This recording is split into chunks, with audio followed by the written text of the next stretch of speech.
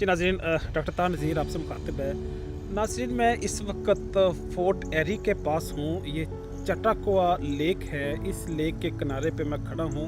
यहाँ पे सबसे पहले जो लोग आए थे वो इंडियन थे। इंडियन एक्चुअली जो कौम है, ये जो हिस्टोरियन कहते हैं कि ये मंगोल थे, तातार थे या रशियन कोई कबाइल थे, ट्राइब थे, जो अलास्का से होते हुए वो डाउन इस ओहायो में, इंडियाना, न्यूयॉर्क, फिर इससे आगे चले जाएं तो फ्लोरिडा, लुजियाना, मैक्सिको, टेक्सास, इन इलाकों की तरफ वो मूव कर गए।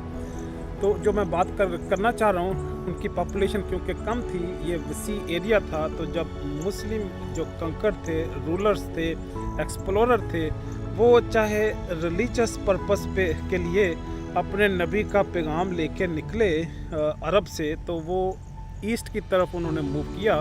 पूरा इंडोनेशिया उन्होंने मुसलमान कर दिया, मतलब हो गया वो इस्लाम की दौलत से जो रोशनास हुए। फिर इंडिया में एक वसी पॉपुलेशन मौजूद है मुसलमानों की, इन्हीं अरब की वजह से मौजूद है। फिर तुर्कमानिस्तान में, ताजिकिस्तान में, इन इलाकों में भी जो मुस्लिम कम्युनिटी अच्छी खासी तादाद में आपको नज़र आएगी। वो चाहे चाइना हो, चाहे मलेशिया हो, इंडिया, पाकिस्तान, अफ़गानिस्तान, ये इलाके तो खैर हैं ही मुसलमानों के। लेकिन इस तरफ ये लोग नहीं आए। वो शायद उसकी वजह ये थी कि इस इलाके में कोई आबादी भी नहीं थी, जिस वजह से वो इस तरफ मूव नहीं किए। लेकिन यूरोपियन नेशंस ने जब आपस में लड़ते लड़ते नडहाल हो गए, उनकी पॉपुलेशन ने सिर्फ देखा कि हमें तो और रिसोर्सेज चाहिए। ईस्ट इंडिया कंपनी के नाम से रिसोर्सेज को ढूंढते हुए वो इंडिया की तरफ मूव किए।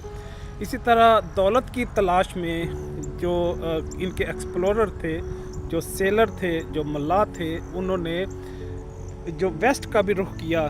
जब वेस्ट का रुख किया तो जो वो चाहे वास्को ड गामा हो, कोलंबस हो, इस तरह के और एक तारीख है इनकी जो यहाँ पे आके आबाद हुए। तो 1740 में, 1740 में ये फ्रेंच एक्सप्लोरर इस जेम्स टाउन के पास, फोर्ट एरी के पास लैंड हुए। जब उन्होंने इस इलाके को देखा तो उन्होंने यहाँ पे एक पोर्ट भी इस्टेब्लिश की।